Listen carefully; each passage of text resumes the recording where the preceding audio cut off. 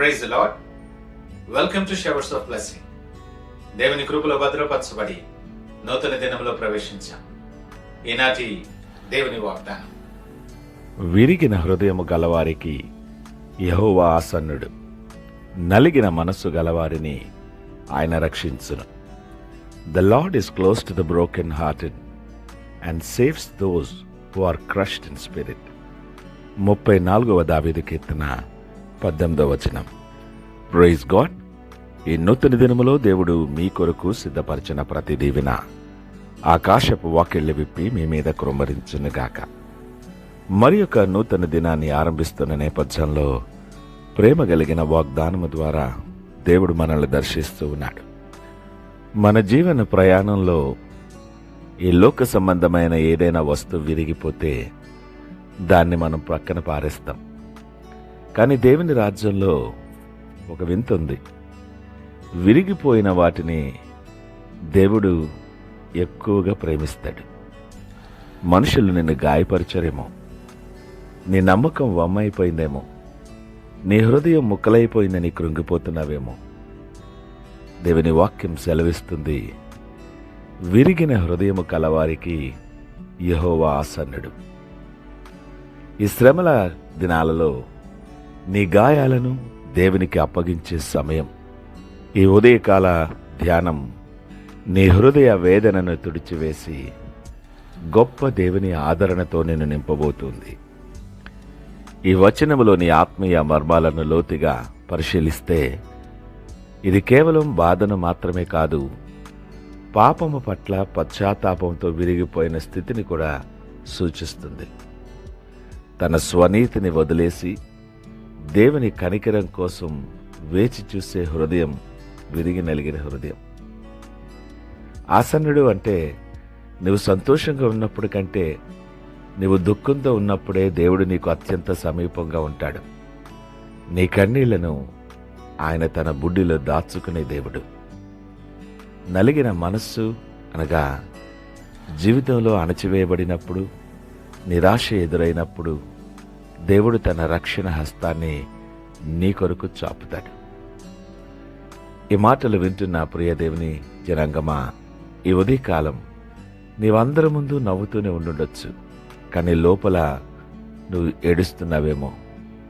నువ్వు దేవుని కొరకు కేటాయించాల్సిన సమయాన్ని నీ వ్యక్తిగతమైన అవసరాల కొరకు, నిరాశలో నిస్పృహలో ఉన్న నీవు గతాన్ని తలుచుకొని కుమిలిపోవటానికి వాడుతూ నీ ఆత్మను ఓడిపోయేలా చేస్తున్నావేమో.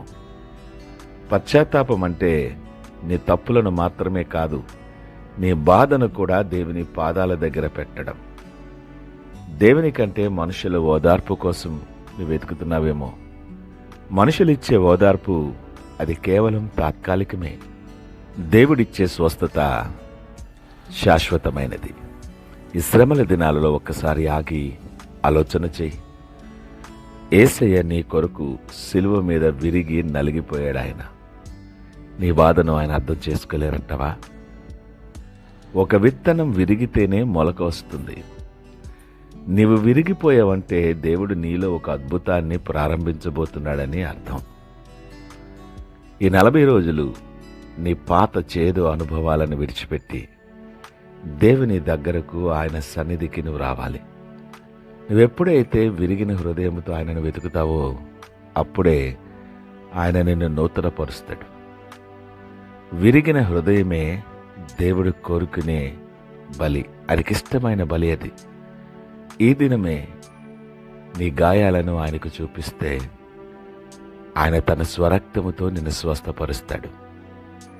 నీవు పొందుకోబోయే గొప్ప ఆశీర్వాదాలకు నీ దీనత్వమే నీ అర్హత.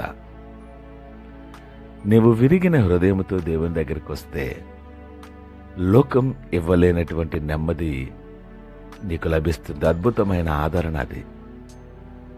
రెండవదిగా, నీ ప్రతి బలహీనతలో దేవుని బలము పరిపూర్ణమవుతుంది. అంత మాత్రమే కాదు సుమా, గాయపడిన నీవే ఇతరులను స్వస్థపరిచే ఒక గొప్ప సాక్షిగా మారుతావు. నూతన సాక్ష్యాన్ని నీ ద్వారా నిలబెడతాడు దేవుడు. ప్రియదేవుని జనాంగమా, నువ్వెవరివైనా ఏ పరిస్థితుల్లో ఉన్నా ఒక మాట మాత్రం జ్ఞాపకం ఉంచుకో. నీవు ఒంటరివి కాదు. ఎప్పుడు నీ కన్నీటి చుక్క కింద పడకముందే దేవుడు దాన్ని చూశాడు. ఆయన నీకు ఆసన్నుడు. నీ హృదయం ముక్కలైందా? ఎవరూ పట్టించుకోలేదని కృంగిపోతున్నావా? ప్రభా, నా విరిగిన హృదయాన్ని నీకు అప్పగిస్తున్నాను, నన్ను స్వస్థపరచు, నన్ను ఆదరించు అని ప్రార్థన చేయటానికి సిద్ధపడు.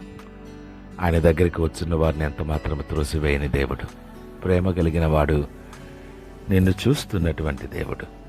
ఈ నూతన దినాన్ని ఆరంభిస్తున్న నేపథ్యంలో ఆయన వైపు చూస్తూ ఆశతో ప్రార్థన పూర్వకముగా దినాన్ని ఆరంభిద్దామా?